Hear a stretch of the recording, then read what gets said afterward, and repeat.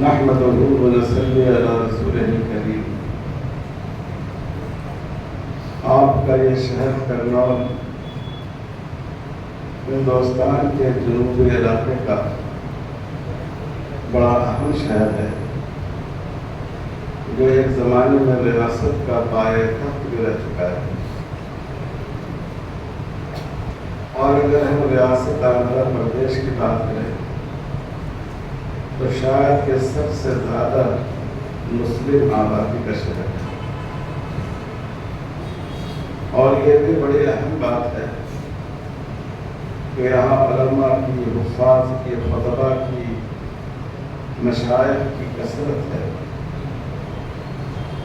اور دعوت و تبلیغ کی حرکت بھی ہے۔ مختلف جہتوں سے، مختلف پہلوؤں سے اس شہر کو ایک امتیازی شان حاصل ہے۔ میں بہت معذرت خواہ ہوں کہ جب یہاں کرنول کے دوستوں نے مجھے یہاں حاضری کی دعوت دی تو آج میں نے حیدرآباد میں ایک مدرسے کے سنگ کی بنیاد کے لیے پہلے سے وقت دے رکھا تھا، لیکن یہاں کی اہمیت کی وجہ سے میں نے ان سے یہ گزارش کی کہ آپ اپنی تقریب سنگ کی بنیاد کے 2 حصے کر لیں، ایک حصہ صبح میں اور ایک حصہ ظہر کے بعد۔ اصل میں ظہر کے بعد وہ پروگرام تھا، اور مجھے یہ اجازت دے کہ صبح کو شروع میں آ کر یہاں آپ کے ساتھ دعا میں شریک ہو جاؤں اور مدرسے کی بنیاد کا ایک پتھر رکھنے کی سعادت حاصل کرنا۔ چنانچہ میں وہاں آیا اور پھر وہاں سے فوراً آپ کے شہر کی طرف بہت ہی طلب اور شوق کی نگاہوں سے آگے بڑھا اور یہاں پہنچا۔ اللہ تعالیٰ اس شہر کو ہمیشہ آباد رکھے اور یہاں کے مسلم شناخت کو زندہ و پائیدہ رکھے۔ یہاں ہمارے بہت سے بزرگ موجود ہیں۔ حضرت مولانا شاہ عبد القادر رفاعی جیلانی دعوت برکاتہ ملک کے بڑے مشائخ ہیں، اپنے بزرگوں کے بھی محبوب ہیں اور اپنے عزیزوں کے بھی محبوب ہیں۔ حضرت مولانا محمد یاسین علی عثمانی صاحب دعوت برکاتہ بڑے عالم ہیں، بڑے بیٹا سے اس کو رکھ لینا، یہاں پر رکھ دو، پریشان نہ وہیں رکھ دو۔ بڑے خطیب ہیں، اور اتر پردیش جو علماء اور خطبہ کا مرکز ہے، وہاں ان کی تقریروں کی گونج سنی جاتی ہے۔ اور ہندوستان کے ان چند شہروں میں جن کو تاریخی طور پر علمی مرجعیت حاصل رہی ہے، فکری مرجعیت حاصل رہی ہے، علماء کو معلوم ہوگا کہ ان میں سے ایک پیدائش بھی بڑے علماء وہاں سے پیدا ہوئے، اسی شہر سے آپ کا تعلق۔ اسی طرح ہمارے قافلے میں قافلہ سالاری کرتے ہوئے ہمارے بہت ہی عزیز دوست محترم جناب عبد المتین قادری صاحب بھی تشریف لائے۔ میری درخواست پر جو all India Muslim personal law board کے رکن اساسی اور آپ حضرات کی دعوت پر نوجوان فاضل ذی استعداد مدرس حضرت مولانا عمر عابدین صاحب بھی تشریف لائے، ان کا بھی خطاب آپ نے سنی ہوئی۔ میرے ایک رفیق سفر مولانا عثمان صاحب بھی ہیں، عالم بھی ہیں اور میرے خواہش پر لا کر رہے ہیں۔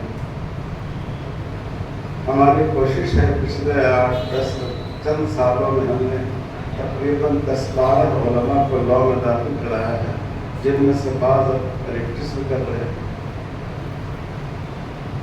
اور یہاں خود بڑے علماء ہوتے تھے.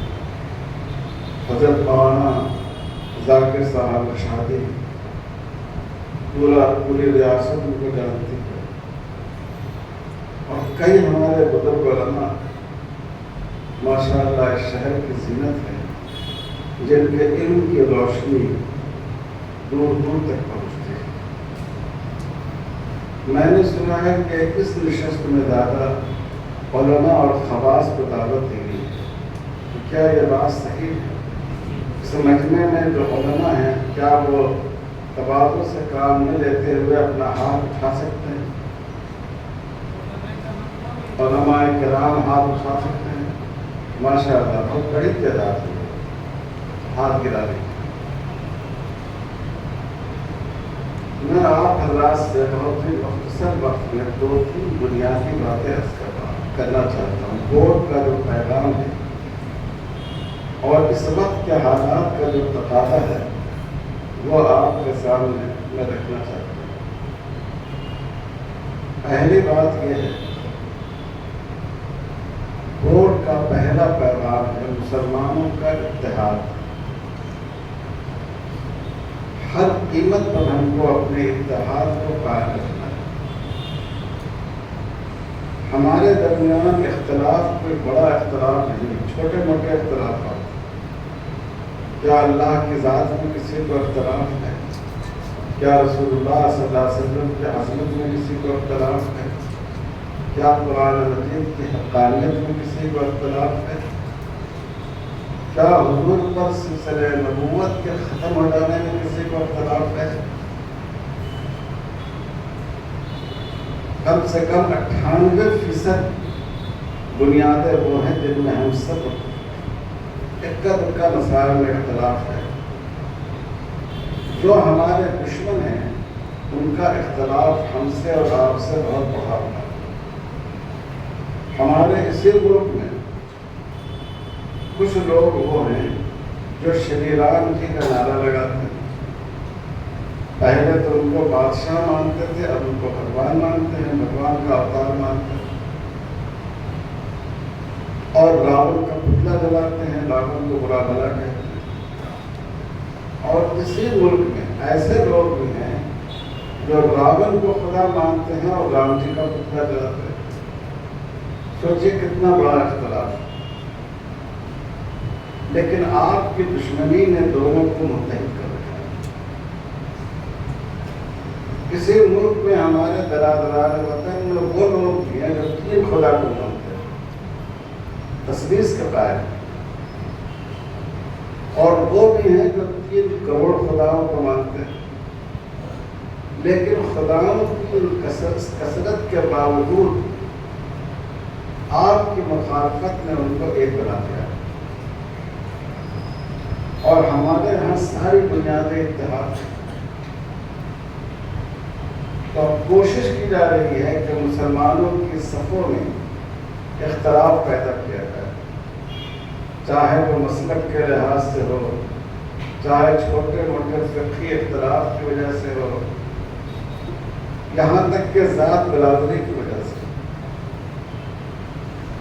جو لوگ کہ مسلمانوں کو کہیں ایک پیسے کا فائدہ نہیں پہنچانا چاہتے، وہ بھی اس وقت پسماندہ مسلمانوں کا نام لے رہے ہیں. ہمارے مذہب میں کوئی پسماندہ ہے ہی نہیں. ہر مسلمان برابر. رسول اللہ صلی اللہ علیہ وسلم کی مجلس میں جو عزت حضرت ابوبکر اور عمر رضی اللہ تعالیٰ عنہ کو حاصل تھی، وہی عزت حضرت بلال اور صہیب رضی اللہ تعالیٰ عنہ کو حاصل. حضرت عمر رضی اللہ تعالیٰ عنہ کا حال یہ تھا، اتنے بڑے خلیفہ کہ روم اور ایران کے درباروں میں جن کے نام سے زلزلہ آ جاتا تھا، لوگوں کی بھیڑ ہوتی تھی مجلس میں. اگر حضرت بلال رضی اللہ تعالیٰ عنہ آ گئے تو حضرت بلال کو بلاتے تھے اور اپنی جگہ کے بارے میں فرماتے تھے کہ اس جگہ کا آپ سے زیادہ کوئی مستحق نہیں. ہمارے یہاں مسلمانوں میں اونچ نیچ کا تصور ہی نہیں. لیکن جن قوموں کے ہاں اونچ نیچ کا تصور ہے، جو قومیں انسانوں کے ایک طبقے کو جانوروں سے بھی بدتر سمجھتے ہیں، ملیٹ سمجھتے ہیں، نجس سمجھتے ہیں، وہ چاہتے ہیں کہ وہی پہچان مسلمانوں میں پیدا کی جائے تاکہ ان میں اختلاف پیدا ہو۔ اس لیے میرے بھائی اور بزرگوں، ان سازشوں کو سمجھیے جو ہم کو، آپ کو، سب کو نقصان پہنچانے کے لیے کی جائے۔ کیا اختلاف اس زمانے میں نہیں تھا؟ کتنا آپ سب علماء ہیں ماشاءاللہ، آپ جانتے ہیں کہ امام ابو حنیفہ اور امام شافعی رحمۃ اللہ علیہ کے درمیان سینکڑوں نہیں ہزاروں مسائل میں اختلاف۔ امام شافعی رحمۃ اللہ علیہ کے یہاں فجر کی نماز میں قنوت نازلہ پڑھی جاتی ہے، سال بھر پڑھی جاتی ہے۔ احناف کے یہاں نہیں پڑھی جاتی۔ نماز میں کوئی مصیبت ہو اس وقت دعا قنوت پڑھی جاتی ہے۔ امام شافعی رحمۃ اللہ علیہ جب تشریف لے گئے بغداد تو وہاں انہوں نے فجر کی نماز میں اپنے معمول کے برخلاف دعا قنوت نہیں پڑھی۔ شاگردوں نے پوچھا کہ حضرت آپ نے دعا قنوت نہیں پڑھی؟ تو امام صاحب کی قبر کی طرف اشارہ کر کے فرمایا کہ مجھے اس صاحب قبر سے حیا آتی ہے کہ میں ان کے شہر میں آ کر بھی ان سے اختلاف کروں۔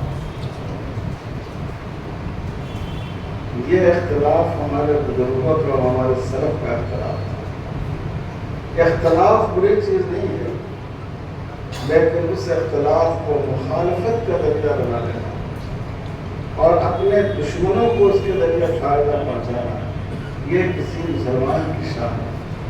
یہ ووٹ کا پہلا پیغام ہے۔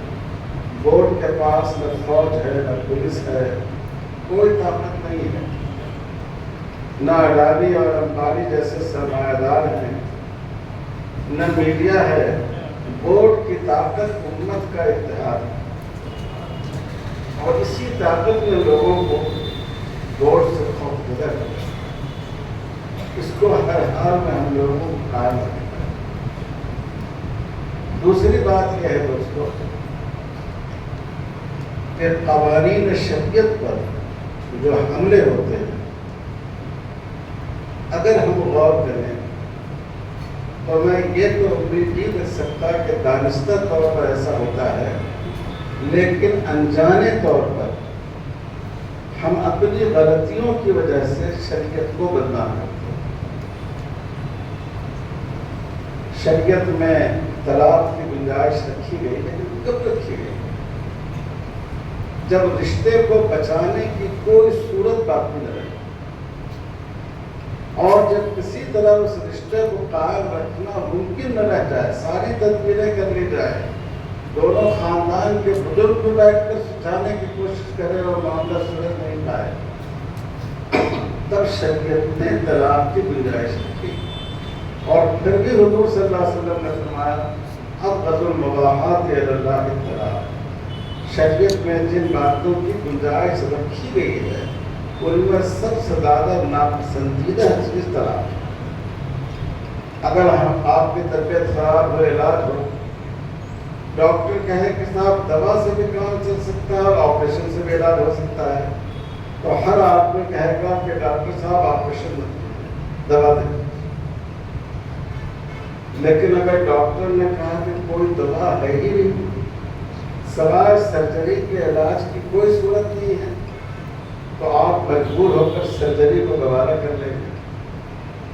تو حضور صلی اللہ علیہ وسلم نے فرمایا کہ طلاق کی یہی صورت ہے، میاں بیوی کے اختلاف کو حل کرنے کی جو بھی کوشش ہو سکتی ہے وہ کی جائے، لیکن اگر کوئی علاج اس کا موجود نہ ہو تو بجائے اس کے کہ دونوں کے سکونی کی زندگی گزاریں اور نوبت خودکشی کیا جائے، نوبت ایک دوسرے کا قتل و قتال کیا جائے، آخری درجے میں شریعت نے طلاق کی اجازت دی ہے۔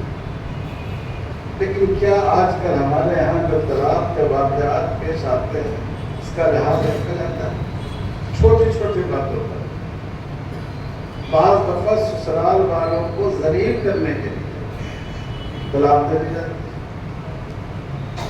شریعت میں 3 طلاق دینا یہ گناہ ہے۔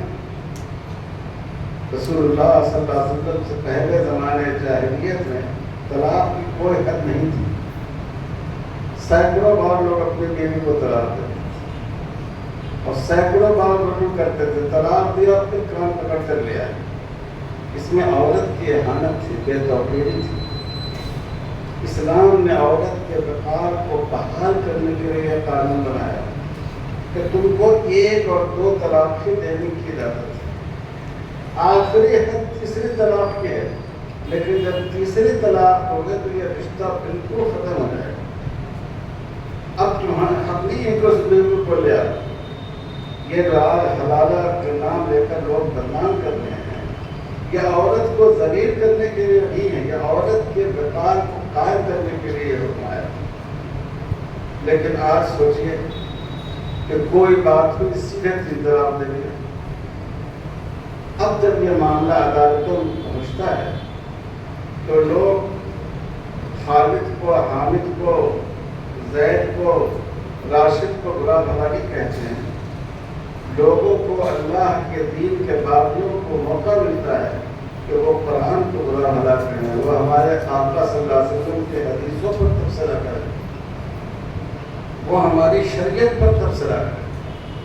اگر ہم معاشرے کی اصلاح کریں، اپنے سماج کی اصلاح کر لیں، سماج کا ماحول ایسا بن جائے کہ اگر کوئی آدمی اپنی بیوی کو 3 طلاق دے گا، پورا سماج اس کے خلاف کھڑا ہوگا، اس کا بائیکاٹ کر دے گا۔ کسی کو ہمت ہوگی 3 طلاق دینے کی؟ تو حضرات علماء کرام سے درخواست کی اپنے معاشرے کی اصلاح صرف بعض تقریر پر اکتفا نہیں، اپنے محلوں میں یہ ماحول بنائیں گے لوگوں کو جمع کر کے کہ اگر شریعت کے فلاں حکم کی کوشش خلاف ورزی کرے گا، اس تمام مسلمان مل کر اس سے قطع تعلق کریں گے، اس کو سب مل کر دباؤ ڈالیں گے۔ یہ معاشرے کی اصلاح کے علماء کی بہت بڑی ذمہ داری۔ ہر مہینے میں کم سے کم یہ 2 جمعہ ہمارا بیان اصلاح معاشرے پر ہونا چاہیے۔ دیکھیے ائمہ سے زیادہ عوام کسی بات کو قبول نہیں کرتے، کتنے بڑے علامہ ہو جائے آ جائے، سب کے بات سن کر کہتے ہیں کہ ہم ہمارے جو امام صاحب جو مولوی صاحب ہمارے مسجد کے ہیں ان سے پوچھ کر عمل کریں۔ یہ اللہ نے ائمہ کی قدر رکھی ہے لوگوں کے لیے۔ تو سماج معاشرے کی کوئی کیس ہمارا عدالت میں نہیں جائے، ہم مسجد میں بیٹھ کر مسئلے کو حل کریں، جیسے رسول اللہ صلی اللہ علیہ وسلم کے زمانے میں حل ہوتا تھا۔ تو لوگوں کو ہماری شریعت پر تبصرہ کرنے کا اور اللہ کے دین میں تبدیلی کرنے کا موقع نہیں ملے گا۔ پہلا کام ملت کا اتحاد اور دوسرا کام معاشرے کی اصلاح اور تیسرا کام ہے تفہیم شریعت۔ اس وقت پورا میڈیا شریعت کو بدنام کرنے میں لگا ہوا ہے۔ عجیب بات ہے، حلالہ پر بات کرتے ہیں۔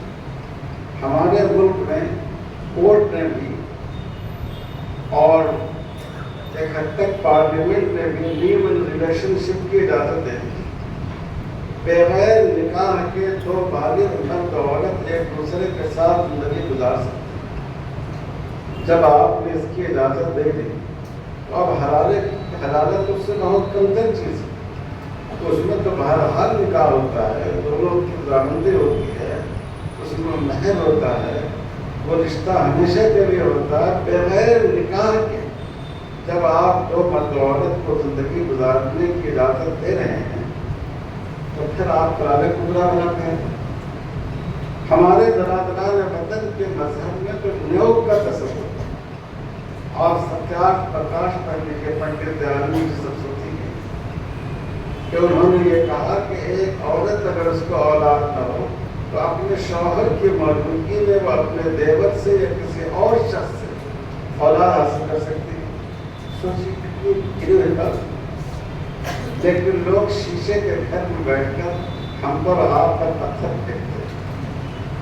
ضرورت اس بات کی ہے کہ ہم لوگوں کو شریعت کے بارے میں سمجھائیں۔ شریعت نے فرض کیجیے کہ بیٹی کو آدھا دیا ہے بیٹے کے مقابلے، اس وقت پورا میڈیا اس پر جڑا ہوا ہے، لیکن کیوں دیا؟ بیٹی ہونے کے بنا پر کم نہیں دیا، اس لیے کم دیا ہے کہ بیٹی کی ذمہ داریاں شریعت میں کم رکھی ہے۔ بیٹے کو اپنی ضرورت سے پوری کرنی ہے، اپنی بیوی کی بھی، اپنے بچوں کی تعلیم، اپنی بچیوں کی شادی، اپنے بوڑھے ماں باپ کا نفقہ، اپنی بیوہ بہن اور مطلقہ بہنوں کی ذمہ داری، ساری ذمہ داریاں شریعت نے مرد پر رکھی ہیں۔ تو اس لیے مرد کا حصہ بڑھ کر رکھا گیا۔ اگر آپ حساب کریں گے تو اس لحاظ سے تو اور زیادہ ہی حصہ ہونا چاہیے مرد کا، اور جہاں اور کہیں عورت کا حصہ بڑھا دیا گیا۔ شادی میاں بیوی میں شوہر بھی ملازمت کر رہا ہے، بیوی بھی جاب کر رہی ہے، بچے ہیں، بچے دونوں کے ہیں، شادی شدہ زندگی کی جو لذتیں ہیں ان سے دونوں فائدہ اٹھاتے ہیں، لیکن شوہر پر بیوی کا نفقہ رکھا گیا، بیوی پر شوہر کا نفقہ نہیں رکھا گیا، کیونکہ کماتی ہے شوہر کا نفقہ ادا کرو۔ یہاں شریعت نے ساری ذمہ داری مرد پر رکھی، عورت پر نہیں رکھی۔ تو اسلام اصل میں عدل کا، جسٹس کا پایا ہے، جس کی جتنی ذمہ داریاں اس کا اتنا زیادہ لائق، جس کی ذمہ داریاں کم اس کے حقوق کم۔ یہ شریعت کا مزاج ہے۔ یہ اس وقت ہوگا جب ہم لوگوں کو سمجھائیں۔ آپ تمام علماء سے درخواست ہے کہ مہینے میں ایک بار کم سے کم آپ حضرات ایسا پروگرام ضرور رکھیں کہ جس میں وکلاء کو، میڈیا سے جڑے ہوئے لوگوں کو، جدید تعلیم یافتہ لوگوں کو جمع کر کے ان کو قانون شریعت کے بارے میں سمجھائیں۔ یہی بورڈ کا پیغام ہے، ملت کا اتحاد، معاشرے کی اصلاح اور شریعت کی تفہیم لوگوں کے درمیان۔ اور ایک منٹ میں ایک بات اور کہہ کر میں اپنی بات ختم کرتا ہوں۔ آپ کے اس اسٹیٹ میں بھی الیکشن قریب ہے، اور پورے ہندوستان میں 2024 میں پارلیمنٹ کا الیکشن ہونے والا ہے۔ ابھی اطلاع آئی ہے کہ کم سے کم 2 کروڑ مسلمان وہ ہیں جو ووٹ دینے کے مستحق میں ہیں اور ووٹر لسٹ میں ان کا نام ہے۔ 2 کروڑ، آپ سوچیے کتنی بڑی تعداد، 2 کروڑ کی تعداد کم ہے۔ کئی پارلیمنٹ اور اسمبلی کے حلقوں کا احاطہ کرتی ہے۔ میری درخواست ہے حضرات علماء سے، دیکھیے ووٹ کا کسی سیاسی پارٹی سے تعلق نہیں۔ آپ کے یہاں بھی کئی سیاسی پارٹیاں ہیں، نہ ہم لوگ کسی کی تعریف کرتے ہیں نہ کسی کی مخالفت کرتے ہیں۔ ہم ہر پارٹی سے یہ چاہتے ہیں کہ وہ انسانیت کا پاس کریں اور اقلیتوں کے حقوق کا لحاظ کریں، لیکن یہ ضروری ہے کہ آپ اس بات کی کوشش کریں کہ ہر مسلمان اپنا نام ووٹر لسٹ میں درج کرائے۔ جو مساجد کے ائمہ ہیں، خطبہ ہیں، ملت کے جو ذمہ دار لوگ ہیں، وہ لوگوں کا مزاج بنائیں، کیونکہ یہ اس وقت قومی فریضہ بھی ہے اور ایک طرح کا شرعی فریضہ بھی۔ اس بات کی کوشش کی ہے، ہم لوگوں نے تلنگانہ میں منظم کوشش کی ہے، مسجدوں کو بنیاد بنا کر۔ میں آپ حضرات سے بھی درخواست کرتا ہوں کہ آپ حضرات منظم طور پر، یہاں آپ کے یہاں چند بڑے شہر ہیں مسلمانوں میں، جس میں کرنول ہے، کڑپا ہے، گنٹور ہے، نیلور ہے، اور شاید 1-2 شہر ہوں گے، بہت زیادہ نہیں ہے۔ وہاں ایک مہم چلائی گئی کہ ایک مسلمان لڑکا لڑکی بھی جس کی عمر 18 سال ہو گئی ہو، ووٹر لسٹ میں درج کرانے سے اس کا نام ہٹا دیا جائے۔ یہ بنیاد آگے آپ دیکھیے، وقت پر جس کو آپ مناسب سمجھے ووٹ دیں، اس کا فیصلہ کیجیے، لیکن اپنے ووٹ کا استحقاق کو پیدا کر لیجیے۔ یہ بھی ان حالات میں بہت ضروری ہے۔ بس نماز کا وقت ہو گیا ہے۔ میں بہت شکر گزار ہوں کہ حالانکہ میں تو چاہ رہا تھا کہ سیدھے اجلاس عامی میں آپ حضرات سے پھر 2-4 بات عرض کروں گا، لیکن یہ ووٹ کا پیغام ہے جو ہم نے آپ تک پہنچایا ہے، اور ماشاءاللہ ہمارے علماء نے بڑے اہم خطابات یہاں فرمائے ہیں۔ مجھے امید ہے کہ انشاءاللہ آپ حضرات ان سب کو سامنے رکھیں گے اور آپ دوستوں نے اور اس بہت ہی عظیم اور مبارک شہر کے ذمہ داروں اور سربراہ عہدہ لوگوں نے اس وقت کا جو استقبال کیا ہے، ہم لوگوں کے ساتھ جو عزت افزائی کی ہے، اس کے ہم بہت شکر گزار ہیں۔ درود شریف پڑھ لیجیے، بالکل مختصر دعا کر لیجیے۔ اللہم صلی علی محمد وعلی آلہ وبارک وسلم۔ ربنا ظلمنا انفسنا وإن لم تغفر لنا وترحمنا لنكونن من الخاسرين۔ اللهم أيد الإسلام والمسلمين، اللهم انصر من نصر دين محمد صلى الله عليه وسلم، واخذل من خذل دين محمد صلى الله عليه وسلم، ولا تكلنا. وصلى الله على خير خلقه محمد وعلى آله وصحبه أجمعين، والحمد لله رب العالمین۔ ضروری درخواست ہے کہ آپ رات کو جو کام دیا